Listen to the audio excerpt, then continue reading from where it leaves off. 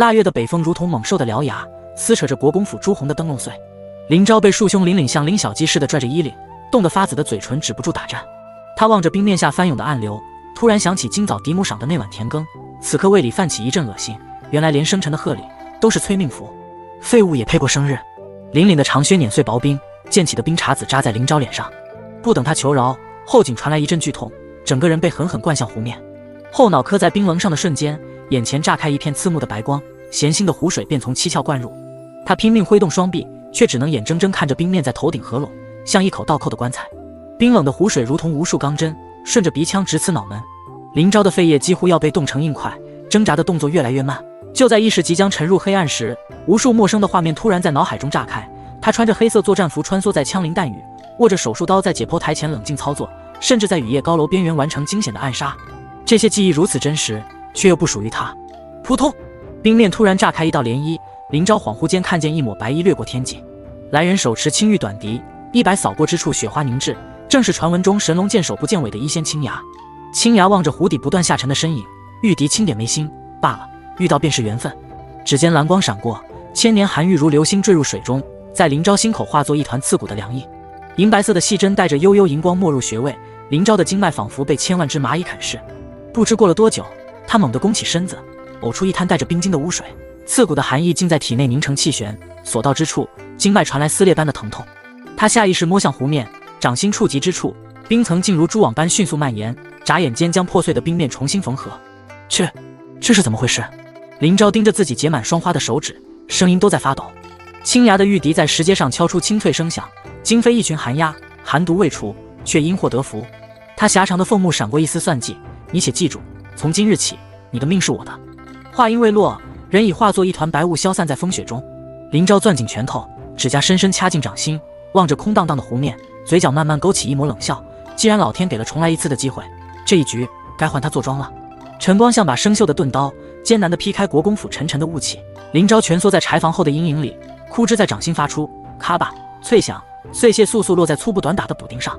寒潭重生后的第7日，他指甲缝里还嵌着前夜偷取机关图纸时蹭到的墨字，此刻正用前世特种部队拆解炸弹的手法，将麻绳与竹片缠成精巧的陷阱。巷口墙角的蛛网被寒风掀动，却不知早已成为他布置的一环。二哥又在玩泥巴，尖锐的嗤笑撕破寂静。林烟踩着绣着金线牡丹的软缎绣鞋，趾高气昂地跨过高高的门槛，环佩叮当声惊飞檐下2只麻雀。他身后3只獒犬吐着猩红长舌，铁链在青石板上拖出刺耳声响。少女捏着香妃竹绣帕掩住口鼻，杏眼扫过满地木屑，也不照镜子，真当自己能做出什么玩意儿？不过是装模作样罢了。林昭垂眸轻笑，喉结滚动时故意发出讨好的呜咽。他指尖在机关边缘抹上暗褐色粉末，那是昨夜偷溜进厨房，用花椒、干姜和灯盏细心磨成的催泪散。余光瞥见獒犬们鼻头耸动，显然已经被巷口故意倾倒的剩菜香气勾得躁动不安，铁链绷得笔直。旺财，给我教训教训这废物！林烟猛地扯动狗链，金护甲在晨光下闪过冷芒。为首的獒犬毛发倒竖，利齿间滴落的咸水砸在青石板上，溅起细碎冰碴。就在他前爪踏碎林昭布置的伪装落叶瞬间，机关发出令人牙酸的咔嚓声响，3只淬了草乌毒液的弩箭破空而出，精准钉入獒犬后腿关节。犬吠声戛然而止，取而代之的是痛苦的呜咽，混着铁链拖行的声响在巷子里回荡。啊！林烟踉跄后退半步，绣鞋却正好踩中埋在墙根的弹射机关，裹着辣椒粉的牛皮纸包砰的炸开，红色烟雾如毒蛇般缠住他的双眼。少女尖叫着在地上翻滚，锦缎裙裾沾满泥水，精心描绘的远山梅被泪水晕染成一片狼藉。快来人，抓刺客！有人要杀我！林昭慢条斯理地站起身，掸去衣摆的灰尘。他望着在地上抽搐的獒犬，忽然想起前世在中东沙漠拆解 IED 炸弹的场景。指尖凝聚的寒气悄然渗入机关，原本木质的弩机表面结出细密冰纹，在阳光下折射出诡异的幽蓝。这是他昨夜反复试验才发现的能力，用寒毒强化机关的韧性与杀伤力。林昭，你好大的胆子！凛凛暴怒的吼声裹挟着脚步声从长廊传来。林昭勾起嘴角，将沾着辣椒粉的手指在衣襟上擦了擦，残留的辛辣气息混着血腥味窜入鼻腔。寒风卷起他凌乱的发丝，露出眼底森然笑意。重生后的第1局，他要所有人都知道，曾经任人欺凌的废物，如今是碰不得的带刺毒蝎。国公府的寿宴张灯结彩，红绸在寒风中猎猎作响，宛如周氏脸上艳丽的近乎刺目的胭脂。林昭捧着茶盏立在九曲回廊下，看着后厨小厮们抱着食盒来回奔走，发梢还沾着未化的霜花。他袖中藏着的机关钥匙轻轻摩挲掌心，那是用檀木削成的微型齿轮，3天前趁着夜色潜入厨房时，已将自制的香料机关卡在梁柱夹层深处。昭儿还愣着作甚？周氏端坐在金丝楠木主位上，凤冠上的东珠随着动作轻晃，在他眉间投下细碎阴影。他执起银香玉护甲轻敲茶盏，声音甜得发腻，却让林昭想起前世被灌下的那碗黑紫色毒汤。当时他蜷缩在柴房角落，腹痛如绞时听见的也是这般伪善的语调。林昭垂眸行礼，鞋底碾过青砖缝隙的碎石，发出细微声响。他缓步上前时，特意绕过廊下那盏摇晃的走马灯，避免影子扫过梁柱机关的触发点。手中茶盏看似普通，实则内壁暗刻着五行卦象，热气升腾时恰好能折射出不同光影。母亲寿辰，孩儿特备此茶，愿母亲福寿安康。他弯腰时，余光扫过屋檐下的日晷，43刻，铜针的阴影正与机关启动的卯位重合。周氏接过茶盏，鎏金护甲擦过盏沿，发出轻响。他浅抿一口，唇角扬起满意的弧度，我儿有心了。然而话音未落，笑容突然僵在脸上。他先是指尖微微发颤，接着眉头狠狠皱起，仿佛吞下了烧红的炭块，双手猛地捂住腹部，凤冠上的东珠随着剧烈颤抖相互碰撞，发出凌乱的脆响。啊，好痛！他踉跄着打翻茶盏，滚烫的茶水泼在月白色裙摆上，晕开大片深色水渍，满堂宾客顿时乱作一团。檀木桌椅被撞得东倒西歪，有人打翻了果盘，橘子咕噜噜滚过青砖，有女眷下的花容失色，攥着帕子的手都在发抖。林岭拨开人群冲上前，玄色衣摆扫落岸上的寿桃，他一把揪住林昭的衣领，眼底血丝暴起，是不是你干的？林昭却不慌不忙，任由兄长的力道将自己提得双脚离地。他从袖中掏出一个缠着金线的小玉瓶，瓶塞打开时飘出淡淡姜香，大哥莫急，我恰好有解药。他掰开周氏紧咬的牙关，将琥珀色药汁缓缓灌入，指尖凝聚的寒气悄然探入他腕间脉搏，看似在把脉，实则是用真气压制毒素发作的节奏。母亲莫怕，定是误食了相克之物。他声线带着恰到好处的颤抖，眼中满是担忧，却在垂眸时与角落里清雅的目光相撞。那一仙正倚着珠篮，玉笛轻点唇边，似笑非笑地望着这出好戏。看着周氏服下解药后逐渐缓和的神色，林昭心中冷笑。早在3天前，他便在厨房梁柱夹层设下5行相克机关，辰时放入的肉桂藏在朱雀位，4时混入的黄连卡在白虎口，2种香料随着炭火烘烤与蒸汽蒸腾，在特定时辰挥发融合。而他手中的解药不过是用甘草、姜片熬制的普通汤药，却足以中和香料引发的痉挛。真是奇怪，好端端的怎么会中毒？宾客们窃窃私语，有人狐疑地看向林昭，有人则盯着周氏苍白的脸色。林昭趁机轻叹一声，许是厨房一时疏忽，不过母亲吉人天相，并无大碍。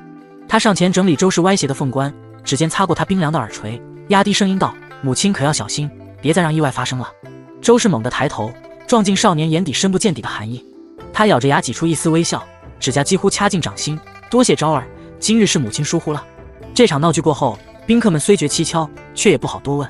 林昭站在廊下阴影里，看着周氏被搀扶着离开，衣摆扫过满地狼藉，清雅的玉笛声突然从远处传来，混着寒风送入耳中，像是无声的喝彩。金銮殿内烛火在盘龙柱间明明灭灭，熏香混着龙涎香的气息压得人喘不过气。林昭跪在冰凉的丹翅上，粗布长衫被冷汗浸透，后颈的旧伤疤在寒风中隐隐作痛，那是嫡母周氏用银簪留下的印记。林昭边将战事吃紧，你且说说该如何破局。主考官王大人抚着山羊胡，故意将林昭二字咬得极重，浑浊的眼珠在金丝眼镜后转了转。殿内其他考生交头接耳，幸灾乐祸的目光像无数根细针扎在林昭背上。林昭深吸一口气，抬头时撞进皇帝似笑非笑的眼神。他忽然想起前世在特种部队接受审讯的场景，心脏反而镇定下来。大人，可否容草民一用殿中细沙？话音未落，他已利落的起身，布鞋在龙纹地砖上蹭出轻响，惊得御案旁的太监猛地挺直腰板。抓起细沙的瞬间，冰凉的触感从掌心传来。林昭闭上眼睛，前世在虚拟沙盘上推演过的边境地图自动浮现。当他再次睁眼，指尖已在地上勾勒出祁连山的轮廓，沙粒簌簌落下，竟精准的如同拓印。这是祁连山，此处地势险要，易守难攻。而这流沙草原，他的声音突然拔高，惊飞了梁上的燕雀，却是粮草运输的必经之路，敌军常常在此设伏。王大人冷哼一声，朝地上啐了口唾沫，说了等于没说，如何破局才是关键。他的马褂下摆扫过考生们的试卷，带起一阵墨香。林昭不慌不忙，从袖中掏出3枚铜钱，铜钱上还沾着今早买炊饼时的油渍，却被他郑重其事地摆在沙地上。草民以为可采用屯田戍边，以商养战之策。他重重按下1枚铜钱，沙地上顿时现出个深坑，在祁连山脚下开垦荒地，让士兵暂时卫兵，闲时务农。殿内突然安静的可怕，只有林昭的声音在盘龙藻井间回荡。皇帝原本半倚在龙椅上，此刻竟摘下了翡翠扳指，骨节分明的手指无意识地扣着扶手。说得轻巧。王大人猛地拍案而起，震得砚台里的墨汁飞溅。若敌军突袭屯田营地，又当如何？林昭嘴角勾起一抹冷笑，指尖凝聚的寒气瞬间在沙地上结出一道冰墙，冰棱折射着烛火，在龙椅上投下森冷的光影。草民早已在营地四周设下机关暗哨，一旦有敌军靠近，他随手抓起沙子堆出个弩车模型，这改良版的诸葛连弩，可在百步之外取人性命。妙，妙啊！皇帝突然抚掌大笑，震得头顶的东珠流苏哗啦啦作响。此子见解独到，推演精妙，当为头名。他的笑声惊得满朝文武齐刷刷跪地，却没人注意到暗处六皇子萧衍将折扇轻轻抵在唇边，镜片后的目光如同鹰隼般锐利。林昭叩首时，额头贴着冰凉的地砖，听见自己剧烈的心跳声。前世他在中东战场指挥无人机轰炸，此刻却在用最原始的沙盘改写命运。金銮殿外的风雪越刮越猛，将他的影子拉得很长很长，一直延伸到龙椅之下。腊月的夜浓稠如浸透墨汁的棉被，压得人喘不过气。林昭裹紧粗布披风，故意放缓脚步，拐进醉仙楼后的巷子。薛迪碾过结冰的污水，发出细碎的咔嚓声，惊起墙根下几只瘦骨嶙峋的野猫。它们弓着背，炸着毛，嘶哈低吼着窜进暗处。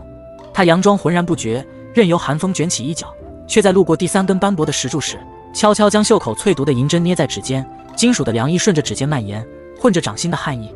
小子，留条活路！三道黑影如同鬼魅般从墙头跃下，弯刀在月光下泛着青芒，硬的刀疤脸上的伤疤愈发狰狞。他噗地吐了口带血丝的唾沫，刀刃狠狠抵在林昭喉间，冰凉的触感让皮肤瞬间绷紧。丞相大人的面子你也敢驳？他身后两人呈三角站位，薛迪碾碎碎石的声响沉闷而急促，将退路堵得严严实实，空气仿佛都被这股压迫感凝固。林昭却突然笑出声，冻得通红的鼻尖呼出白雾，在夜色中凝成细小的冰晶。三位怕是找错人了。说话间，余光瞥见右侧墙根那丛枯黄的蒿草，正是雷火竹阵的触发机关。他手腕轻轻一抖，一枚铜钱当啷滚落在地，恰好压中暗藏的石板，细微的机关咬合声淹没在呼啸的风声里。少废话！刀疤脸暴怒，猛地挥刀劈下，刀锋划破空气的锐响刺耳至极。可就在刀刃触及林昭衣襟的刹那，地面突然传来咔嚓脆响，如同死神敲响的丧钟。埋在地下的竹筒被触发，数十根裹着桐油的竹箭冲天而起，在空中炸开成漫天火雨。热浪裹挟着刺鼻的硫磺味扑面而来，瞬间将杀手们的惊叫声吞没。火苗舔舐着墙壁，照亮了他们扭曲的惊恐面容。飞溅的火星落在他们的衣袍上，瞬间燃起几簇火苗。不好，有机关！另一名杀手大喊着想要后退，可林昭的动作更快。他欺身上前，指尖凝聚的寒气化作银针，在空中划出6道冰蓝色光痕，如鬼魅般闪烁。寒破银针精准刺入杀手们的大椎穴，刺骨的寒意瞬间将沸腾的热血冻结成冰。刀疤脸惊恐地瞪大双眼，看着自己的刀刃被冰霜覆盖，蔓延的冰纹如同蛛网般爬上手臂。他想要呼救，却发现舌头早已僵硬，只能发出含混不清的呜咽。火光照亮林昭苍白的脸，汗珠顺着下颌滴落，在火光中折射出细碎的光芒。他弯腰捡起杀手掉落的弯刀，刀刃映出自己冷冽的眼神，那眼神仿佛能洞穿黑暗。前世在中东执行任务时，他曾用同样的手法破解恐怖分子的陷阱，此刻不过是旧技重施。告诉丞相，下次派些像样的货色。他对着逐渐僵硬的尸体低语，话音未落，远处突然传来熟悉的玉笛声。青雅倚在巷口酒器旁，月光洒在她雪白的衣袍上，正似笑非笑地抚弄着笛子，笛声悠扬，却又带着几分戏谑。林昭转身时，一阵风卷着灰烬扑在脸上，呛得他眯起眼睛。这时才发现自己的披风不知何时已被火舌燎出焦痕，边缘卷曲着，散发着淡淡的焦糊味。寒风呼啸而过，吹得巷口的酒旗猎猎作响。暗巷深处，杀手们被冻结在火墙中的扭曲身影，在火光中若隐若现，成了他在朝堂立足的第2道宣言。暗巷劫杀的硝烟未散，3日后的酉时，暮色如同泼翻的砚台，将城西藏书阁的飞檐斗拱浸染成青灰色。林昭踩着满地银杏叶，薛迪碾碎枯叶的声响与眼角铜铃的细碎震颤交织。他刚踏上台阶，便嗅到一缕若有若无的龙涎香，不同于寻常熏香，这味道里藏着皇家特有的奢靡气息。2楼角落，身着月白长衫的书生正对着泛黄残卷皱眉，万间羊脂玉镯在烛火下泛着柔光。这位兄台，可愿赐教？书生突然抬头，折扇轻扣按击，露出卷首，天机算3个朱砂篆字。林昭走近时，瞥见对方刻意做旧的袖口下藏着半截金线绣边，那是宫廷御用绣房的针脚。听闻林公子科举殿试以沙盘破题，不知这上古算学能否入眼？书生指尖划过某处符号，笑意若有若无。林昭垂眸，前世在特种部队破解密码的记忆瞬间翻涌。他抓起炭笔的手掌沁着薄汗，在空白处演算时，发现纸张质地竟是西域进贡的桑皮纸。当圆周率推演到小数点后7位时，烛火突然噼啪爆开灯花，映得书生瞳孔骤缩。好本事！折扇唰的展开，挡住书生半张脸，却遮不住眼底的金色。他突然将残卷倒扣，背面暗纹在烛光下浮现，吃龙图腾。这残卷来历蹊跷，兄台就不好奇，我为何专等你一人？话音未落，窗外骤起一阵风，吹得书架上的线装书哗啦啦作响。林昭的指尖无意识摩挲着袖口胶痕，那是暗巷劫杀时留下的印记。他突然笑出声，目光扫过对方腰间玉佩，赤龙纹爪握火珠，正是皇室五爪龟制。若我没猜错，阁下不仅是六皇子萧衍。他顿了顿，压低声音：这天机算残卷，还是用先帝书房的古墨藤写的吧？啪！折扇重重拍在案上，震得烛泪飞溅。萧衍猛地起身，月白长衫下隐约露出玄色劲装，周身帝王威压扑面而来。你果然不简单。他盯着林昭苍白却坚毅的脸，突然伸手扯开束发玉冠，墨发如瀑散落。本皇子问你，可愿助我登上皇位？藏书阁陷入死寂，唯有两人交错的呼吸声。林昭望向窗外高悬的明月，月光穿过雕花窗棂，在青砖地上投下斑驳树影。他想起国公府的冷粥馊饭，想起金銮殿上主考官的刁难，想起暗巷里刺向咽喉的弯刀。可以。他收回目光，指尖凝聚寒气，在岸上画出全像硬性的轮廓。但我要的是一人之下万人之上的权柄。萧衍大笑出声，主动握住那只带着寒意的手。窗外铜铃突然齐声作响，惊起满树寒鸦。藏书阁外，青崖倚着柳树，玉笛抵在唇边，却始终未吹出一个音符。他望着阁内相视而笑的两人，眼底泛起欣慰的光芒，袖口的药香混着夜风，悄然漫入窗棂。朔风裹挟着沙砾如刀刃般刮过将军府朱漆大门，门钉上凝结的霜花被打得簌簌而落。林昭踩着满地碎冰跨过高高的门槛，故意将粗布衣角甩向门廊下悬挂的青铜风铃。叮铃，清月声响惊的廊下守卫猛然按上剑柄，他却垂眸敛去眼底锋芒，恭顺地候在阶前。前厅内弥漫着浓烈的血腥味与酒气，大将军陈猛斜倚在虎皮交椅上，指节捏着铁胎弓来回弯折。弓弦发出令人牙酸的吱呀声，混着他喉间滚动的低笑。听说林公子帮六皇子解了不少难题。话音未落，铁弓嗡的弹回原状，震得岸上青铜烛台火花四溅。林昭弯腰行礼时，掌心的微型机关盒硌得生疼。余光瞥见墙角堆着的麻布袋，缝隙间渗出的白金在摇曳烛火下泛着冷光，正是严禁私运的官盐。陈猛突然起身，铁甲相撞发出金铁交鸣之声，他3步跨下台阶，酒气混着铁锈味扑面而来。本将军有笔大买卖，就怕你不敢接。将军但说无妨。林昭抬眼瞬间，正对上陈猛腰间那枚刻着饕餮纹的羊脂玉牌。前世在特工训练中培养的敏锐直觉告诉他，这玉牌边缘的磨损痕迹与硬性使用频率完全吻合。后院突然传来车轮碾过石板的声响，他耳尖微动，捕捉到马车上货物相互碰撞的闷响，不是寻常货物该有的声音。当夜3更，林昭带着暗影阁暗卫摸进城西盐场，月光被厚重云层遮挡，唯有巡夜火把在远处明灭。他伏在马车阴影里，指尖凝聚的寒气化作冰锥，精准凿开车轴缝隙。特制的荧光粉末混着桐油缓缓注入，粉末预热即化，在月光下泛着幽蓝荧光。记住，子时3刻准时收网。他压低声音叮嘱。寒风卷着斗篷猎猎作响，惊起芦苇丛中夜宵发出凄厉长鸣。次日正午，烈日将瞭望塔的影子缩成一团。林昭倚着发烫的塔壁，看着陈猛的车队扬起漫天黄尘。为首车夫挥鞭时，虎口处厚厚的老茧在阳光下泛着油光，那分明是常年拉弓留下的痕迹。放行！他故意提高声调，目光却死死盯着车轴滴落的荧光液体，在滚烫的沙地上晕开细微的蓝痕，转瞬便被风沙掩埋。此时的黑市灯火如昼，酒香、汗臭与血腥气交织。当第一辆盐车掀开油布，林昭捏碎怀中信号弹，轰！夜空中炸开猩红火光，照亮众人骤然惨白的脸色。他站在屋顶飞檐上，看着官兵顺着荧光粉末形成的蓝线如潮水般涌来。陈猛的怒吼混着兵器碰撞声传来，铁甲在火光中泛着冷芒。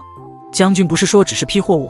林昭冷笑，指尖划过腰间寒玉，寒破银针脱手而出，在空中划出6道冰蓝色光痕，瞬间冻结陈猛劈来的大刀。冰晶顺着刀锋蔓延，将这位沙场宿将的手臂冻成冰雕。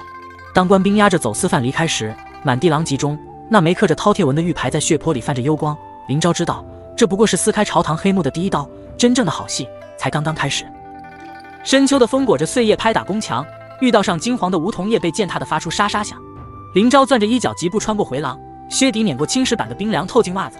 交房殿门口侍卫脸色凝重，门缝中飘出的浓烈异香夹杂着血腥甜腻，像只黏腻的手揪住他的鼻腔。寝榻四周铜炉腾起袅袅白烟，安乐公主蜷缩在绣着并蒂莲的锦被里，原本娇红的唇色如今乌青发紫，他食指抠进被褥，指缝渗出鲜血，喉间发出困兽般的呻吟。太医令花白的胡子颤抖着，额头汗珠不断砸在衣襟上。林大人，快救救公主！这邪正连宫中千年人参都无济于事。林昭蹲下身时，袖中寒玉突然灼热的异常。他凝视着公主脸上若隐若现的亲纹，指尖搭上她手腕，瞬间脉搏下蠕动的异样让他瞳孔骤缩。南疆双生骨。抬眼扫过殿内，正巧撞见门帘缝隙里一双惶恐的眼睛。那身翠绿丫鬟服正是丞相府的制式。速取磁石，雄黄，再备100条活蚕。林昭猛地起身，玄色衣摆带倒一旁矮几上的药钵。他从怀中掏出青铜残钵，指腹摩挲着波身阴刻的残纹，前世在苗疆解骨的记忆涌上心头。当磁石贴上公主心口，那片肌肤竟透出残形黑影，在烛火下诡异的扭曲蠕动。林大人，这是？安乐公主勉强睁开眼，气息微弱的像随时会断线的风筝。林昭咬破食指，鲜血滴入残钵的瞬间，原本疯狂挣扎的活蚕突然安静，血雾顺着他的指尖窜入公主体内。他紧盯着公主眉心，额角青筋暴起。解毒过程中，他不时抬眼望向窗外，月光被乌云笼罩，恰似朝堂上翻涌的阴谋。时辰将近，公主脸色渐渐回暖。林昭假装擦拭额头汗珠，暗地里将半枚蛊虫留在她体内。这双生骨本就阴阳相连，如今以血为气，他能透过残骨感知另一只的方位，就像握住了丞相的命脉。3日后深夜，丞相府密室漏风的窗纸被吹得簌簌作响。林昭带着暗影阁暗卫翻过墙头，韩愈在袖中微微发光，指引方向。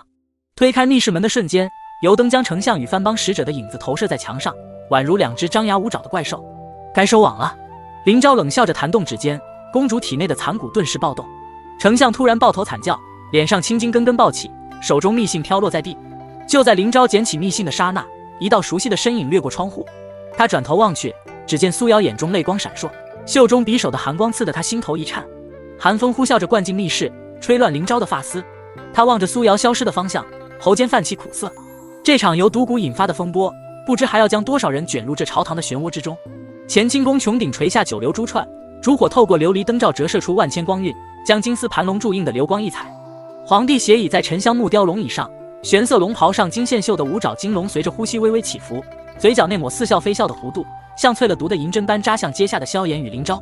殿前长案摆满玛瑙展盛着的琼浆玉液，8针高蒸腾的甜香混着西域葡萄酒的醇厚，却掩不住空气中若有似无的铁锈味，那是暗藏在甲胄下的血腥气。听闻六皇子麾下能人辈出，皇帝指尖摩挲着白玉盏上的螭纹，忽然将盏中酒液一饮而尽，琥珀色的酒渍顺着下颌滑落。今日宫宴，便让朕开开眼界。话音未落，殿外36面节鼓同时雷响，朕的眼角铜铃嗡嗡作响，惊起栖在螭吻上的夜宵。林昭垂手行礼时，额角渗出的冷汗滚入衣领，袖中机关和边缘锋利如刃，硌得掌心传来阵阵刺痛。他想起半月前在坊间攻防的情景，数十名工匠日夜赶工，青铜部件在淬火池中腾起刺鼻白烟，自己亲手将秘制机关油注入齿轮缝隙。此刻36名舞姬踏着古典鱼贯而入，银鳞软甲在烛火下泛着冷光，腰间悬挂的青铜长柄末端刻着狰狞兽首，随着步伐撞击出清脆声响。12具机械傀儡紧随其后，齿轮咬合声混着机关运转的嗡鸣，傀儡眼眶中的夜明珠忽明忽暗，仿佛沉睡的兽童。鼓点陡然加快，舞姬们齐声交喝，长柄重重遁地，傀儡瞬间活过来般腾挪翻转，青铜关节划出凛冽弧线，竟能在空中做出耀子翻身的高难度动作。满殿宾客拍案叫绝，酒杯相碰声此起彼伏。林昭却死死盯着傀儡颈部的月牙形机关，那是他亲手安装的倒刺装置，此刻正随着傀儡动作微微颤动。他掐算着呼吸节奏，数到第37下时，终于听见那声隐秘的咔嗒。原本灵动的傀儡突然僵住，夜明珠骤然转为血红。前排老臣手中的象牙柱当啷坠地，9盏翻倒的琼浆在青砖上蜿蜒成河。护驾！侍卫们的甲胄碰撞声中，林昭故意踉跄着撞向萧衍。两人衣袍相缠的刹那，他袖中暗格弹出假座位牌，借着混乱的人影快速替换。与此同时，藏在袖中的韩愈泛起幽蓝光芒，傀儡们的攻击轨迹诡异的偏移3寸，利爪堪堪擦过龙椅扶手。皇帝被侍卫们围成铜墙铁壁，气得龙袍下摆剧烈抖动。而萧衍端坐在原先皇帝的位置上，神色从容地扶正被撞歪的玉冠。林昭膝盖重重磕在青砖上，故意扯乱发冠，定是奸人故意破坏机关，臣罪该万死。他眼角余光瞥见廊柱阴影中，苏瑶手中短刃寒光一闪，精准割断最后一具傀儡的蚕丝操纵线。殿内渐渐安静下来，唯有烛泪滴落在金砖上的啪嗒声。林昭跪在满地狼藉中，看着皇帝眼中翻涌的阴鸷，知道这场自导自演的惊魂戏码已然达到预期。当六皇子上前请罪时，他垂手掩住嘴角的笑意，这场宫宴不过是棋盘上落下的关键一子，真正的厮杀还在后头。北境雪山宛如一头匍匐的苍白巨兽，锋利的冰棱是它森然的獠牙，终年不化的积雪裹着暴风翻滚，犹如沸腾的牛奶倾泻而下。林昭将狐皮大氅又紧了紧，睫毛上凝结的霜花随着急促的喘息簌簌掉落，砸在泛着冷光的剑鞘上。身旁的苏瑶紧握短刃，玄色劲装被风吹得烈烈作响。他踹了脚边滚落的冰块，冰块坠入悬崖，发出漫长的回声。他冷笑一声，传说藏着五金总要的地方，竟在这鸟不生蛋的鬼地方。越是险恶，越难被人发现。林昭话音未落，脚下冰面突然发出咔嚓脆响，他瞳孔骤缩，本能地拽住苏瑶的手腕往后跃去。两人滚落在地时，只见原本立足之处裂开蛛网般的纹路，深渊中传来冰块坠落的轰鸣。苏瑶猛地甩开他的手，耳间泛起可疑的红晕。谁要你多管闲事？说着起身拍打身上的雪粒，却偷偷瞥了眼他被冰棱划破的手背。钻入山腹裂缝时，一股湿冷的雾气裹着硫磺味迎面袭来，熏得人眼眶发涩。洞壁上萤火虫般的灵火明明灭灭，照亮前路上密密麻麻悬挂的铜钟。钟摆轻微的滴答声混着林昭的脉搏跳动，在狭窄的洞穴里无限放大。他缓缓竖起食指贴在唇边，随后贴近苏瑶耳畔，温热的吐息让他耳尖瞬间泛红。这些中式音波阵 Slatus 声响都会引发共振。话毕，他解下腰间铜铃，指腹摩挲着铃身上的饕餮纹路。当铜铃划破寂静的刹那，数十座铜钟同时鸣响，犹如万鬼齐嚎。林昭屏息凝神，寒毒真气顺着脚底涌出，冰蓝色的气息在冰面上结出蛛网状的冰纹。往左3步，他一把拽住苏瑶闪躲，一道冰刃擦着他发髻飞过，几缕乌丝飘落在翻滚的雾气中。越往深处，岩缝中渗出的热气越灼人。当翻滚的岩浆映入眼帘时，苏瑶倒吸凉气，喉结不自觉地动了动。这该怎么过？林昭双手迅速结印，寒气从掌心喷薄而出，岩浆表面顿时凝出薄冰。然而冰层刚成型便开始滋滋作响，冒出袅袅白烟。他咬牙加大真气输出，额头青筋暴起，脸色却越发惨白。你先走，我撑不了多久。苏瑶紧皱眉头，短刃狠狠插入冰面，借力飞跃。当他顺利抵达对岸时，回头看见林昭瘫倒在地，冰面正以肉眼可见的速度皲裂。他心头一紧，几乎是瞬间又飞扑回来，短刃勾住他的腰带，两人在岩浆边缘滚作一团。蠢货！他喘着粗气怒骂，指尖却轻轻按在他渗血的掌心。下次再逞强，我直接把你丢进岩浆。洞底石台上，泛着铜绿的铁盒在灵火下闪着幽光，合脚的兽首弦环生满锈迹。林昭跪坐在地，双手擦去盒面锈迹，帝王心术4个篆字赫然显现。打开铁盒的瞬间，一股陈旧的墨香混着霉味扑面而来，手札纸页已经发脆，上面密密麻麻的文字记载着操纵人心、掌控朝堂的秘诀。苏瑶凑过来时，发丝扫过他脸颊，两人同时耳红。洞外风雪依旧呼啸，而这本沾染着岁月尘埃的手札，即将成为颠覆朝堂的关键钥匙。京城西市的暮色裹着油腻的烟尘，破败的杂货铺门板被风吹得吱呀作响。林昭蹲在柜台后，指甲抠进腐朽的木板，暗格机关发出微弱的咔嗒声。蜡烛火苗在风中剧烈摇曳，墙上残旧的布老虎影子扭曲变形，宛如某种神秘的符咒。瑶儿，你觉得这地方如何？他指尖沾着黑灰，头也不回地问道，声音混着窗外小贩的叫卖声。苏瑶斜倚在随时会倒塌的木梁旁，短刃在掌心飞快旋转，锋利的寒光不时掠过他挑高的眉梢，表面卖些针线头绳，实则是暗影阁总舵。他嗤笑一声，薛迪碾过地上的碎瓷片，林公子的脑袋当真是装满了鬼主意。话音未落，门帘突然被掀开，3个衣衫褴褛的乞儿鱼贯而入，每个人的左眼下方都贴着片枯黄的树叶，那是暗影阁献夜如县令的暗号，在昏暗的光线下微微颤动。林昭立刻起身，衣摆扫过堆满破布的货架，他伸手在最年长的乞儿眼前晃了晃，那孩子毫无反应，却熟练地将裤脚破洞处的布片揭开，取出一卷纸。苏瑶凑近时，闻到纸张上混着艾草与硫磺的特殊气味，还夹杂着些许汉字。这是新改良的防窃秘血水，遇热显形。林昭解释道，手指抚过纸面细微的纹路。苏瑶轻哼一声，你训练的聋哑暗卫，如今连乞儿都能当间谍了。嘴上讥讽，目光却忍不住追随着孩子们灵活打手语的样子，他们的手势在光影中画出神秘的弧线。半月后，战场上硝烟如滚滚浓雾，遮天蔽日。林昭趴在山头，青铜望远镜的金属边缘硌得脸生疼。突然，一缕若有似无的甜香钻入鼻腔，是暗影阁暗卫用的谍影香。他浑身肌肉瞬间绷紧，目光像猎鹰般扫过敌营帐篷。终于，他发现3处帐角沾着淡黄色粉末，在灰尘中若隐若现，正是暗卫用来标记重要位置的特殊香粉。快把地图拿来！林昭猛地转头，喉间因兴奋变得异常沙哑。侍卫慌忙递上牛皮地图，他手指沾了唾沫，在图纸上迅速移动。这里是粮草库，这里是箭楼说话间。寒毒真气不受控制地涌上指尖，在地图边缘接出冰纹，冰纹蔓延的声音细微却清晰。深夜，将军大帐内油灯昏黄。萧炎手握兵符，指节因用力而泛白。他紧盯着林昭呈上的布防图，眼中金光闪烁。如此精细的图纸，当真能确定无误？林昭从袖中掏出个雕花木瓷瓶，瓶盖打开时飘出一股苦涩的药味。殿下放心，他倒出几粒黑色药丸，药丸滚落在岸上发出轻响。暗卫早已在敌营水井投下困龙伞，明日卯时便是我们出击的时机。第二日黎明，战鼓如雷贯耳，萧衍的骑兵如黑云压城般涌向敌营，铁蹄声震的地面颤抖。林昭策马跟在军队后方，心脏随着马匹的奔跑剧烈跳动。远远望去，敌营守卫们浑身无力瘫倒在地，手中兵器散落一地。此时树林中飘起一抹染红的布条，在晨风中猎猎作响，那是任务圆满完成的信号。寒风卷着沙粒打在林昭脸上，却吹不散他嘴角的笑意，残留在空气中的蝶影香气，见证着这场胜利的来之不易。秋雨裹着冰碴子倾泻而下，犹如无数锋利的箭矢，狠狠地砸在青石板上，迸溅起朵朵水花。丞相府前的石狮子立在雨幕中，蒙着一层阴森水光，宛如两尊沉默的守护者，见证着即将到来的风波。林昭立在街角阴暗处，袖中寒玉戈的掌心发疼，寒意顺着脉络蔓延。他抬眼望向高墙内翻飞的黑帆，那猎猎作响的黑帆，正是丞相勾结江湖血煞盟的暗号，在风雨中翻滚，似一头张牙舞爪的怪兽。身后传来熟悉的脚步声，混着雨点敲打地面的节奏。苏瑶甩开湿透的发梢，水珠飞溅而出，短刃在掌心转出冷光，刃锋上的反光映着他紧皱的眉头。真要拿命赌这场戏，他的声音果掺杂着担忧与不满，在雨声中显得格外清晰。不如此，如何斩草除根？林昭沉声回应，语气坚定如铁。他伸手扯开领口，露出贴在胸口的冰魄玄关机关。这巴掌大的玄铁匣泛着无沉沉的光泽，镶着蓝色冰玉，晶莹的冰玉在阴暗中悠悠发亮。只要启动按钮，便能将体温骤降至临界点，制造假死状态。他将一枚蜡丸塞进苏瑶手中，蜡丸表面还带着他掌心的温度。明日辰时，记得下狠手。说话时，他的目光直直地望进苏瑶眼底，似要将自己的决心传达给他。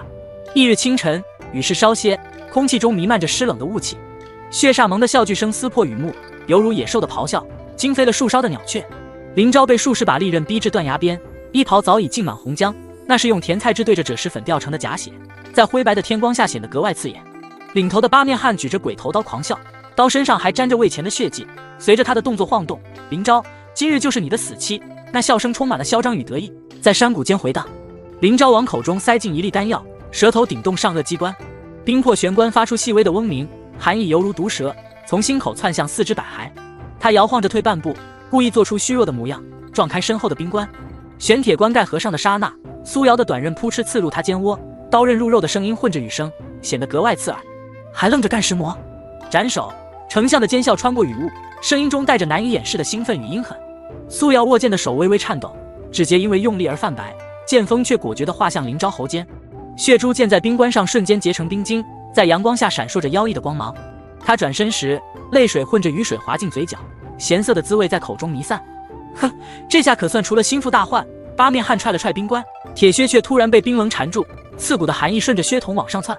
林昭睫毛上的霜花簌簌掉落，睁开眼时，瞳孔已结满冰纹，眼神冰冷如霜。他掌心按在关壁，寒毒真气如汹涌潮水般涌出，冰棺轰地炸裂成无数冰刃，四散飞射，发出阵阵尖笑。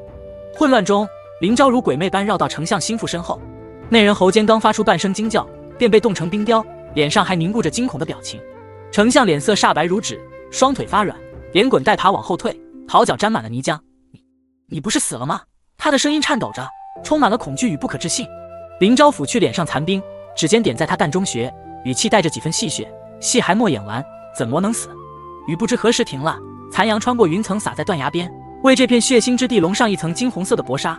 苏瑶握着染血的短刃呆立原地，身躯微微颤抖，直到林昭温热的手掌附上他的手背，熟悉的温度透过皮肤传来。抱歉，让你担心了。林昭的声音低沉而温柔。他突然红了眼眶，转身狠狠捶在他胸口，下次再敢这样，我真的杀了你。说话时，他的拳头虽然用力，眼中却满是劫后余生的喜悦。崖下寒风呼啸，卷起两人交叠的影子，远远望去，竟像是谁也拆不散的纠缠。御花园的凉亭笼罩在浓雾之中，流经香炉腾起的袅袅沉香如缕缕青烟，与石桌上棋子散发的檀木气息缠绕交织，在潮湿的空气中弥散开来。萧衍身着月白锦袍，宽大的袖摆垂落在石凳边，直黑子的指尖隐藏在袖中微微颤抖，指节因用力而泛白。他不时抬眼，目光穿过缥缈的香雾，瞥向对面正襟危坐的太子。太子捏着白子，玉冠上的东珠随着动作轻晃，折射出冷冽的光泽，嘴角挂着若有似无的笑意，眼中尽是胜券在握的傲慢。六弟这棋艺，怕是要多练练了。太子语调轻慢，话音未落，手中白子已重重落在棋盘上，啪的清脆响声惊飞了眼角小憩的麻雀。萧衍喉结动了动，正要落子，忽见林昭穿过沾满露水的丛丛鲜花匆匆赶来，衣摆上沾着几片残叶和未及拂去的草屑，显得有些狼狈。林昭3步并作2步跨上凉亭台阶，躬身行礼时，额前碎发滑落，挡住了他锐利的目光。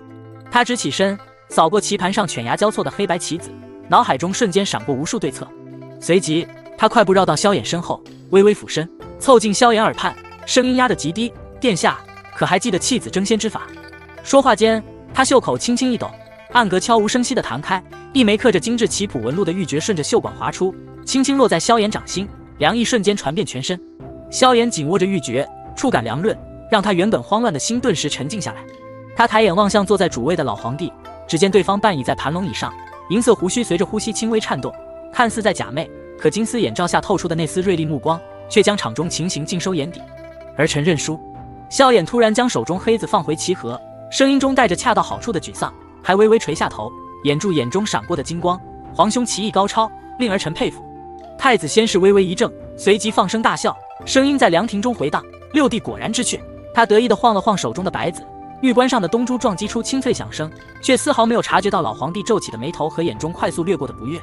林昭见状，上前一步，衣袍带起一阵微风，吹得棋盘上几粒残子轻轻晃动。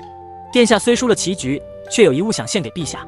他语气沉稳，说话间抬手轻扣棋盘边缘，只听咔嗒一声，精巧的机关弹开，棋盘夹层中露出一卷密信，信纸微微卷曲，还带着淡淡的墨香，正是关于北疆异动的紧急情报。老皇帝猛地坐直身子，金丝眼罩滑落，露出鹰隼般的双眼，目光如利箭般射向密信。他快速展开信纸，皱眉读完内容，脸色瞬间阴沉下来，声音中带着压抑的怒火：“北疆居然有异动！”萧衍立刻双膝跪地，膝盖重重磕在青石板上，发出闷响。他神情恳切，双眼紧盯着老皇帝：“儿臣自知棋艺不精，却不敢耽误军国大事。这密信是儿臣今日清晨所得，特意借棋局之机呈给父皇。”他的声音低沉而坚定，与方才落子时的怯懦模样判若两人，字字句句都透着忠诚与担忧。林昭站在一旁，暗暗点头，目光扫过太子骤然变色的脸。只见太子握着白子的手紧紧收缩，指节泛白，嘴角的笑意早已消失不见。棋盘上未下完的棋局，黑白棋子错落交织，此刻倒像是这波谲云诡的朝堂争斗的真实缩影。凉亭外的风突然大了起来，呼啸着穿过花丛，卷起棋盘上的几粒残子，叮叮当当撞击在石桌上。这阵风也卷起了这场棋局论证背后翻涌的暗潮。待老皇帝拂袖而去，脚步声渐行渐远，林昭望着萧衍，轻声道：“殿下这步弃子，既示弱于太子，又取信于陛下，接下来的路咱们可就好走多了。”萧衍缓缓起身，握紧拳头，眼中闪过一丝锐利的金光。远处传来悠长的更鼓之声，仿佛在为这场无声的较量敲响激昂的战鼓。深冬的夜，朔风裹着铁砂般的雪粒子，犹如无数锋利的刀片，狠狠刮过林府朱红色的高墙，发出刺耳的笑笑声响。窗纸在风中剧烈颤抖，被雪粒子打得簌簌作响，仿佛随时都会被撕裂。林昭倚着窗棂，手中的烛台轻微晃动，火苗在风中忽明忽暗，将他的影子拉得老长，投射在冰湖结满霜花的湖面上，显得格外孤寂萧瑟。3日前，他无意间瞥见府中老仆总是在寅时鬼鬼祟祟地往冰湖方向偷瞄，袖口还沾着些许闪着幽光的冰晶粉末，那异样的举动像根刺般扎在他心头，勾起了他强烈的好奇心。这湖下怕是藏着东西，林昭喃喃自语，喉间溢出的白气在冷空气中瞬间凝结。他缓缓蹲下身子，掌心贴上冰面，寒毒真气顺着指尖如活蛇般涌出，冰面下顿时泛起蛛网般的裂纹，刺骨的寒意犹如无数细针透过掌心刺入骨髓，冻得他眉头紧皱，脸色也微微泛白。突然，冰面深处传来一声沉闷的响动，像是巨石坠落或是金属撞击的声音，惊得他猛地撤回手，烛台差点脱手落地，火苗剧烈跳动几下，险些熄灭。第2日正午，艳阳高照，阳光洒在冰面上，折射出万千碎钻般的光芒，刺得人睁不开眼。林昭手握铁镐，运足力气狠狠砸向冰面，当的一声巨响，冰屑如雪花般四溅，却只在冰面上砸出个浅浅的小坑。这冰竟如此坚硬，他喘着粗气，额头冒出密密麻麻的汗珠，顺着脸颊滑落，滴在冰面上，瞬间结成冰晶。正苦恼间，他突然想起袖中那块从雪山秘境得来的寒玉，脑海灵光一闪，立刻将寒玉取出，按在冰面上。寒玉与冰面接触的瞬间，林昭感觉体内寒毒如沸腾的滚水般激烈窜动，她双手快速接应，口中念念有词，寒气以韩愈为中心，如波纹般迅速扩散开来。冰面以肉眼可见的速度龟裂，发出咔咔的脆响，形成一个圆形通道。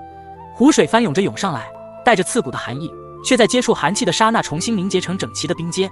成了！他眼中闪过兴奋的光芒，双手握拳紧紧捂住胸口，努力压抑着内心的激动。随后他举起火把，迈着小心翼翼的步伐，顺着冰阶往下走去。越往下走，温度越低，寒意仿佛凝成了实质，火把的火苗都变得幽蓝，在黑暗中摇曳不定。林昭喝出的白气瞬间凝成冰晶，挂在睫毛上，每眨一下眼睛都能感觉到冰碴的摩擦。走了大约20余步，一个漆黑的洞口出现在眼前，洞口两侧立着高大的石人，石人手中长剑泛着青铜绿锈，剑尖直指洞内，仿佛在守护着什么惊天大秘密，给人一种威严又诡异的感觉。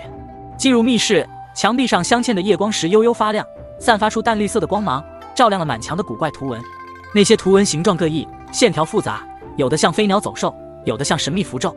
林昭凑近细看，图文上刻住各种精巧至极的机关设计，有些结构复杂的超乎想象，他从未见过，也从未听说过。这是前朝失落的机关术，他激动得浑身发抖，声音都有些颤抖变调，手指颤巍巍地抚过墙壁，触感粗糙而冰冷，仿佛能透过指尖感受到前朝工匠的智慧与心血。就在此时，火把突然噗的一声熄灭，密室瞬间陷入一片伸手不见五指的黑暗。林昭心中一惊，本能地运起寒毒真气，正要运功照明，却发现夜光石竟开始有节奏的闪烁，忽明忽暗，像是在传递某种讯息。顺着光影望去，密室深处的石桌上，一卷黄卷在光影中若隐若现。他屏住呼吸，快步上前，伸手拂去石桌上厚厚的灰尘，打开黄卷的瞬间，瞳孔骤然收缩，上面赫然写着先皇遗诏，字字句句铁证如山，直指当今老皇帝谋朝篡位的真相。原来如此，林昭握着遗诏的手微微颤抖，寒气不知不觉从体内弥漫开来，在石桌上结出美丽而冰冷的冰花。他紧紧盯着遗诏，脑海中已经开始盘算着如何利用这份遗诏，和萧衍一起扳倒老皇帝，扭转朝局。而此时，冰湖之上，素瑶举着油灯焦急地寻找着林昭，湖面上的寒风呼啸而过，卷起他泪水结成的冰晶，也卷起了他满心的担忧与不安。乾元殿内36盏盘龙宫灯烧得透亮，鎏金灯碎垂落的光晕与琉璃瓦折射的金光交织，刺得人眼眶发烫。林昭斜倚在汉白玉盘龙柱后，袖中机关盒边缘的齿轮深深陷进掌心，暗红血痕顺着纹路蜿蜒。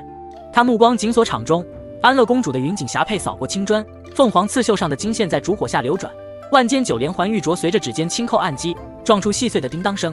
苏瑶则抱臂而立，玄色劲装被穿堂风掀起衣角，腰间短刃的蛟鱼皮剑鞘上，前日战斗留下的豁口还泛着星宿。听闻苏姑娘百步穿杨的本事，连禁军统领都赞不绝口。安乐公主朱唇轻启，单扣染红的指甲划过茶盏边缘，划出刺耳的刮擦声。正巧宫中有套失传100年的9曲连环锁，不如借此良机，让本宫开开眼界。话音未落，4名宦官抬着青铜方盒鱼贯而入，方盒表面的饕餮纹吞吐着烛火，密密麻麻的锁孔如同蜂巢，锁芯转动时发出指甲刮擦铜镜般的尖笑，惊得垫脚鹦鹉扑棱棱乱飞。苏瑶反手抽出短刃，刀背在掌心转了个花，刃尖挑起一缕垂落的发丝。公主若是想切磋，直说便是，何苦绕这些弯弯肠子？她话音未落，安乐公主突然捏诀甩手，3枚嵌着珍珠的绣花针裹着龙脑像破空而来。林昭喉间一紧，拇指狠狠按下机关盒侧面凸起的兽首，袖中银针应声而出，在空中与绣花针相撞，发出风鸣般的震颤。3枚绣花针竟诡异的调转方向，精准刺入锁孔的太极图文，锁芯发出冰裂般的脆响。安乐公主杏眼圆睁，耳垂上的东珠剧烈摇晃，原来从一开始就是你们的圈套。她转身时，广袖扫翻案上的鎏金香炉，沉香木屑泼洒在地。林昭苦笑摇头，指尖在机关盒的星图旋钮上飞速波动，暗格里的齿轮发出细微咬合声。这时苏瑶已踩着盘龙柱飞身跃起，短刃在空中划出半轮银月，直取锁链。千钧一发之际，机关盒迸发的气劲将锁链弹开3寸，刀刃恰好勾住暗藏的朱雀机关。叮，清脆的金属撞击声中，青铜盒表面的28星绣图缓缓转动，盒盖升起时带起一阵霉味。众人屏息望去，泛黄的密信上朱砂印泥尚未干透，太子之印4个篆字在烛火下狰狞如血。信中详细记载着太子勾结北狄，伪造军报构陷萧衍的铁证，字迹边缘还沾着暗红的血迹。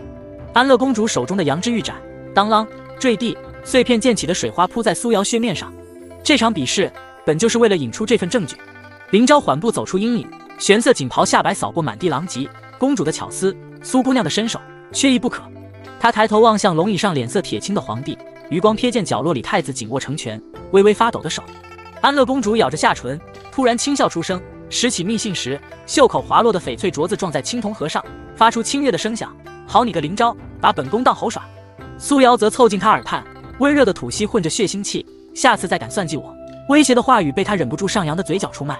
殿外不知何时飘起细雨，雨丝敲打着琉璃瓦，与众人此起彼伏的抽泣声交织。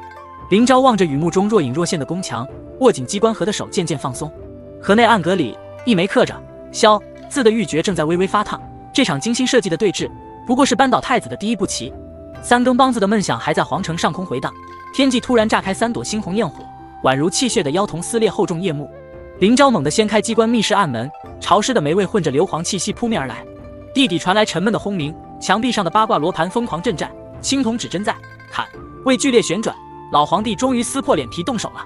他抓起案头的玄铁令牌，寒玉镶嵌的棱角深深硌进掌心，血珠顺着纹路蜿蜒而下，对着暗影阁暗卫厉喝，启动地龙机关。暗卫们立即双手结印，密室地面的太极图文泛起幽蓝光芒，齿轮转动声由远及近。与此同时，朱雀门外杀声如潮。老皇帝的御林军举着黑底龙纹旗，铁甲在摇曳的火把下泛着森冷幽光。为首将领满脸横肉，挥舞着鎏金战斧劈开城门，金属碰撞声震耳欲聋。萧衍逆党，今日便是你们的死期！他的狂笑声未落，脚下青石板突然传来咔咔脆响，整座城门楼剧烈摇晃，石板如被无形巨手掀开，露出幽深地道，白雾裹挟着血腥气喷涌而出。萧衍身披玄甲，长枪红缨浸透桐油，从地道中如蛟龙出海般跃起。父皇既不念父子之情，休怪孩儿无礼！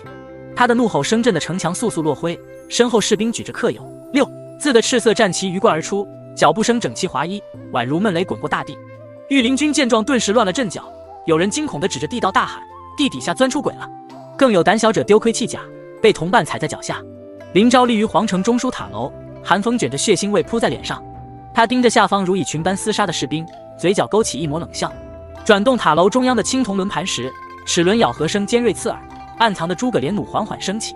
改良后的弩臂上，寒毒真气篆刻的符咒泛着幽蓝光芒，12支淬毒箭矢寒光凛凛。放箭！随着他一声令下，箭雨如黑色流星划破夜空，惨叫声、哀嚎声此起彼伏，护城河瞬间被染成赤色。老皇帝的贴身侍卫组成人墙，试图冲破防线。林昭抄起案上的判官笔，寒毒如活蛇般顺着笔杆奔涌而出，笔尖点在窗棂的刹那，冰晶以肉眼可见的速度蔓延，整面墙壁瞬间结满冰冷。冲在最前的侍卫被冻成冰雕，脸上还凝固着惊恐的表情，手中弯刀悬在半空，仿佛时间被冻结。告诉陛下，他对着被吓瘫的传令兵低语，呼出的白气在寒夜中凝成冰晶，这皇城的每一块砖石都认得真正的主人。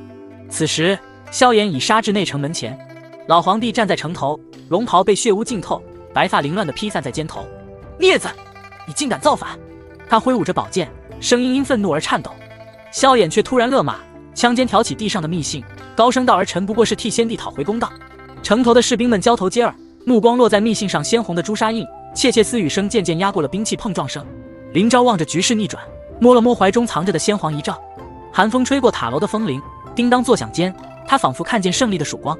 远处，苏瑶带着暗影阁精锐杀开一条血路，短刃挥舞间，血珠溅在青砖上，开出一朵朵妖艳的花。而这皇城之中的腥风血雨，才刚刚开始书写新的篇章。太极殿内龙涎香混着血腥气凝成实质，熏得人眼眶发烫。老皇帝银发倒竖如钢针，青筋抱起的双手紧攥着锈迹斑斑的青铜弩机，暗红锈迹在烛火下泛着诡异的光泽，正是失传已久的焚天弩。他布满血丝的眼睛死死盯着林昭，浑浊的眼球几乎要从眼眶中迸出，喉间发出困兽般的嘶吼。庶子以为靠那些旁门左道就能赢阵？话音未落，弩机齿轮发出刺耳的摩擦声，3支裹着灵火的弩箭裹挟着尖锐的破空声疾驰而来，所过之处空气扭曲出涟漪，地砖瞬间被啄出焦黑深坑，腾起的烟尘中还带着刺鼻的硫磺味。林昭双掌猛地拍向冰凉的汉白玉地面，掌心传来的寒意与体内翻涌的寒毒真气共鸣。刹那间，冰蓝色的护盾拔地而起，表面凝结的霜花如同绽放的冰莲，在灵火高温下发出滋滋的爆裂声，蒸腾的白雾中隐约可见冰晶碎裂的寒光。他望着老皇帝因惊愕而扭曲的脸，嘴角勾起一抹冷冽的笑。陛下以为这焚天弩真是无人能破？随着他的话音，暗藏在盘龙柱中的机关枢纽发出细微的咔嗒声，8具青铜人偶突然从墙壁暗格中弹出，挥舞着长枪短刃呈八卦阵形扑来，齿轮转动的声响混着灵火燃烧的噼啪声，震得殿内悬挂的编钟嗡嗡作响。老皇帝瞳孔骤缩成针尖，手中长剑划出凛冽的弧光，将逼近的人偶劈成2半。飞溅的青铜碎片尚未落地，林昭甩出的冰冷已缠住他的剑锋，刺骨寒意顺着剑身蔓延。老皇帝气得浑身剧烈颤抖，龙袍下摆被剑气割裂，露出里面暗金色的软甲，绣着的五爪金龙在火光中张牙舞爪。就在此时，头顶传来瓦片碎裂的脆响，苏瑶如黑色闪电般破顶而下，手中银针在烛火下泛着幽幽冷光，发间束发的红绳被气流掀起，在空中划出艳丽的弧线。小心！林昭的怒吼声中，袖中寒玉化作一道流光飞出，在空中划出半道晶莹的冰湖，堪堪挡住老皇帝射向苏瑶的透骨钉。苏瑶借力翻身，足尖轻点龙椅扶手，暗劲震得椅背上的吃手口中玉珠叮咚作响。他手腕如灵蛇般一抖，3枚银针破空而出，分别射向老皇帝的膻中、曲池、足三里3大要穴。老皇帝仓促挥剑格挡，却冷不防被林昭甩出的冰锁缠住脚踝，冰寒之气顺着经脉窜入，整个人踉跄着重重跪地，额头撞在台阶上发出闷响。不可能！老皇帝挣扎着想要起身，却发现内力如同被抽干的溪流。他怒目圆睁，浑浊的眼泪混着血丝滑落，指甲深深掐进掌心，在龙纹地砖上留下道道血痕。你究竟用了什么妖法？林昭缓步上前，玄色衣摆扫过满地狼藉。他弯腰捡起地上的焚天弩，指尖抚过弩机上的饕餮纹，寒毒真气顺着纹路注入，残余的灵火瞬间被冻结成蓝色冰晶。陛下可还记得寒潭秘境？他声音低沉，带着几分嘲讽。那里面不仅有遗诏，还有破解焚天弩的机关图。说着，他转头看向苏瑶，只见他倚着残破的盘龙柱，正用衣角擦拭短刃上的血珠，刀刃反射的冷光映着他勾起的嘴角。殿外突然传来整齐的脚步声，萧衍身披染血的战甲大步而入，身后士兵的呼喝声震得殿梁上的积尘簌簌落下。老皇帝望着逐渐被晨光染亮的太极殿，突然发出一阵癫狂的大笑，笑声中带着无尽的不甘与绝望，在空旷的大殿中久久回荡。林昭握紧怀中的遗诏，望着龙椅上那个曾经不可一世的身影，知道这场持续多年的权谋之争终于暂时落下帷幕，而新的风暴或许正在暗处悄然酝酿。太极殿内的空气仿佛凝固了一般，沉香袅袅，却掩不住刺鼻的血腥气。36盏盘龙柱上的烛火明明灭灭，将老皇帝佝偻的身影投射在鎏金地砖上，扭曲得如同厉鬼。林昭垂眸立在丹壁之下，玄色锦袍随着呼吸微微起伏，怀中那卷泛黄的绢帛烫得惊人，那是他在寒潭秘境九死一生换来的铁证。陛下，是时候让真相大白于天下了。林昭的声音像是从冰层下传来，字字清晰地撞在雕龙画栋间。他缓缓抬手，指尖抚过绢帛边缘磨损的毛边，那里还留着当年寒潭冰水侵蚀的痕迹。老皇帝原本半合的眼睛猛然睁开，浑浊的眼球布满血丝，龙袍下的手指死死抠住龙椅扶手，鎏金纹饰在他掌心发出刺耳的刮擦声。你敢！他想要起身，却因过度用力导致龙袍滑落肩头，露出半截布满老年斑的脖颈。反了，反了！争！林昭猛然展开遗诏，素卷撕裂空气的声响惊得殿外侍卫同时按住剑柄。先皇遗诏在此！他昂首扫视满朝文武，烛火在他眼底跳跃。老皇帝弑君篡位，谋权夺位，此乃大逆不道之罪。殿内瞬间炸开锅，白发苍苍的张太傅踉跄着上前，蟒袍下摆沾满方才跌倒时的灰尘，颤抖的手指几乎要戳到遗诏。这怎么可能？老臣侍奉陛下数十载，从未察觉。话音未落，林昭已抽出腰间软剑，剑锋精准挑住遗诏边缘，寒光映得老臣面如土色。张大人，有些真相被掩埋得太久，但终究会重见天日。林昭手腕轻抖，遗诏如败炼般飞向侍卫。老皇帝死死盯着那熟悉的朱砂玉印，喉间发出呵呵的声响，枯瘦的身躯突然剧烈抽搐，绣着五爪金龙的朝靴在金砖上蹬出刺耳的声响，最终瘫倒在地，嘴角咸水混着血丝滴落在正大光明地扁了下。3日后，太和殿的汉白玉阶前铺满金帛，礼乐声中，萧衍身着明黄龙袍缓步登上宝座。林昭怀抱檀木匣跪在丹池之下，盒盖开启的刹那，日光穿透穹顶藻井，将传国玉玺照得通体透亮。那玉玺上雕刻的五爪金龙仿佛活了过来，龙须随着穿堂风轻轻颤动，鳞片间流转着诡异的幽光。陛下，此乃臣用机关术精心打造的传国玉玺。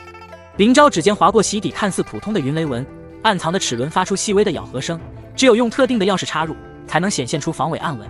说着，他取出一枚形如北斗的青铜钥匙，插入纹路的瞬间，玉玺表面突然浮现出密密麻麻的星图，正是当年先皇最爱的观星图腾。萧衍接过玉玺时，龙袍上的金线与玉玺的光芒交相辉映，咚！玉玺重重砸在案几上，震得丹壁两侧的青铜仙鹤香薰摇晃不已。今日朕承天命，祭大统。他的声音裹挟着帝王威压，惊起殿外栖在梧桐树上的白鹤。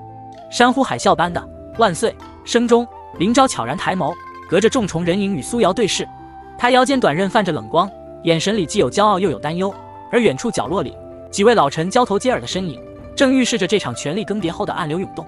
金秋的阳光透过雕花窗棂，在御书房的金砖地上切割出菱形光斑。萧衍伏案批阅奏折的身影被拉得细长，砚台里未干的朱砂墨汁泛着猩红，案头铜鹤香炉吐出的青烟，丝丝缕缕缠绕着悬在梁间的盘龙灯。林昭踏入门槛时，玄色披风扫过青砖的沙沙声，惊得梁上栖息的雀鸟扑棱棱飞起。爱卿今日前来，可是有要事相商？萧衍的狼毫悬在奏折上方，笔尖的朱砂浆、边疆军费四字晕染得格外刺眼。他垂眸盯着末尾密密麻麻的数字，指节无意识地敲击着镇纸，檀木与金砖相撞，发出规律的声响。林昭单膝跪地，抱拳行礼时，袖中划出几片干枯的枫叶，那是归墟山谷晨炼时沾染上的。陛下，臣今日是来请辞丞相之位的。话音落下的刹那，香炉中即将坠落的香灰悬在半空，连萧衍敲击镇纸的动作都凝滞了。御案后的帝王猛地抬头，眼中惊怒转瞬化作失落。狼毫啪嗒坠入砚台，朱砂墨溅在袖口的明黄龙纹上，像极了当年皇城兵变时飞溅的鲜血。为何？他起身时带翻了青铜烛台，火苗噗的窜起，映得他眼底血丝分明。如今朝堂暗流涌动，朕昨夜还在看你拟定的青鸟法，难道是朕推行不力，让爱卿寒心了？林昭叩首时，额头触到冰凉的地砖，那温度竟与寒潭秘境的冰面有几分相似。陛下圣明，从寒潭遗诏到皇城兵变，臣已兑现辅佐您登基的诺言。他解开衣襟，露出心口狰狞的旧疤，那是启动地龙机关时被反噬留下的印记。臣本是山野机关将，如今只想回到擅长的天地。说着展开图纸，宣纸上的机关城设计图还带着淡淡松香味。归墟城的城门机关兽，臣用了寒潭密室的机关术，除非持有特制的玄铁令，否则连飞鸟都难以靠近。萧衍的指尖抚过图纸上交错的齿轮纹路，突然想起10年前那个雪夜，林昭也是这样将机关图铺在龙椅前。朕知你心意已决。他摘下腰间玄铁令牌，上面萧字的阴刻泛着冷光，若有朝一日。话未说完便被林昭抬手打断。此令牌臣不敢收，但归墟城的瞭望塔已对准京城方向。林昭接过令牌时，两人掌心的温度在金属表面短暂交汇。只要烽火台狼烟起，臣定当带着机关傀儡踏月而来。3个月后，城郊山谷间雾气翻涌，归墟城的青铜机关兽突然睁开夜明珠眼眸，幽绿光芒穿透薄雾，将贸然靠近的樵夫照得肝胆俱裂。兽口开合间，毒烟裹挟着硫磺味喷涌而出，烧焦的落叶打着旋儿落在3丈开外。林昭倚着城头的冰纹栏杆，看着苏瑶在城下调试新制的暴雨梨花弩，他的玄色劲装沾满机油，发间褪色的红绳随着动作摇晃。小心些！他话音未落，苏瑶已扣动扳机，36支淬毒箭矢破空而出，精准射穿100步外的青石靶心。碎石飞溅间惊起一群白鹭。月上中天时，庭院石桌上摆着苏瑶猎来的野兔肉，桃壶里的桂花酒蒸腾着暖意。没想到真能过上这种日子。苏瑶仰头饮尽美酒，月光落在他眼角新添的细纹上。记得刚认识你时，你还在为太子府的机关所发愁。林昭转动酒杯，酒液倒映着京城方向若隐若现的灯火，往后朝堂若有异动。话未说完，苏瑶便用筷子敲了敲他的碗，先把这只兔子啃完。归墟城的机关阵可不是吃素的。清脆的碰杯声中，远处京城的方向，几盏孔明灯正晃晃悠悠升上夜空，不知又承载着谁的阴谋与野心。10年光阴如白驹过隙，归墟城外蜿蜒的山道上，枯黄的落叶堆积的足有半尺厚，每一阵山风掠过，便卷起漫天碎金，簌簌落在布满青苔的石阶上。林昭半倚在望楼斑驳的栏杆旁，指节因常年与金属机关接触而布满薄茧，此刻正捏着一把精巧的铜制钥匙，反复调试新改良的机关锁。深秋的阳光穿透他鬓角醒目的白发，在布满细纹的脸上投下晃动的光影，恍惚间竟与10年前那个意气风发的权臣判若两人。又在捣鼓这些冷冰冰的玩意儿。苏瑶踩着机关踏板轻盈上楼，手中粗陶碗蒸腾的热气裹着野山菌的鲜香。曾经鲜艳的红绳早已褪成浅粉色，却依旧牢牢束着她微卷的长发。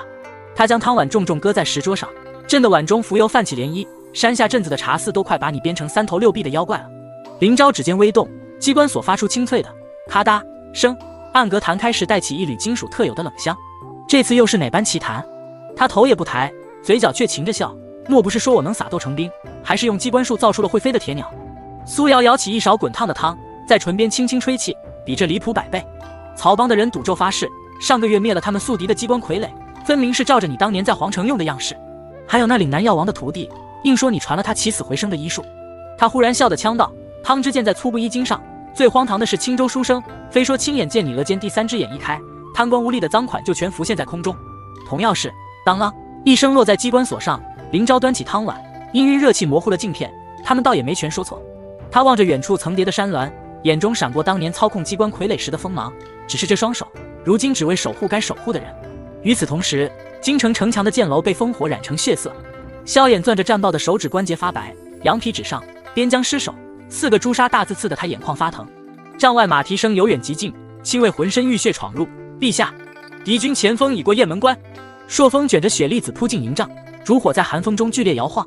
敌军主帅正对着沙盘狞笑，忽然听见帐外传来机关齿轮转动的轻响，未及反应，3枚淬毒银针已穿透牛皮帐篷，精准封住守卫的哑穴。什么人？主帅抽出佩剑，寒光却在看清黑影的刹那凝滞。那人周身缠绕着会发光的丝线，每走一步，脚下便浮现出半透明的八卦图文。神秘人抬手间，改良后的诸葛连弩发出暴雨般的轰鸣，淬了麻药的箭矢如黑色蜂群没入士兵肩胛。主帅踉跄后退，却见对方从怀中掏出核桃大小的机关盒，盒盖弹开时迸发出幽蓝荧光。12枚刻着星宿图的棋子悬浮空中，最终在沙盘上组成北斗七星阵，恰好堵死了所有进攻路线。当萧衍登上城墙，望着敌军营地突然亮起的诡异蓝光，摩挲着腰间林昭所赠的玄铁令牌，喃喃道：“10年未见，你的机关术。”话音未落，远处山峦间隐约传来归墟城特有的机关兽低吼，与夜宵的啼叫混在一起，消散在苍茫夜色中。归墟城的庭院里，林昭将沾着草屑的图纸摊在石桌上，月光为复杂的机关线路镀上银边。苏瑶默默递来披风，指尖擦过他手背上新添的烫伤，那是调试喷火机关时留下的。还在想京城的事，他顺着他的目光望去，只见京城方向的天空飘着几缕暗红云彩。他们总说鬼手全尘无所不能，却不知真正的高手不过是在机关与人心之间守住本心罢了。林昭握紧他的手，掌心的老茧与他常年握刀的手完美贴合。远处传来机关兽低沉的吼声，归墟城的铜铃在风中奏响熟悉的旋律，仿佛在诉说着那些藏在传说背后关于守护与自由的故事。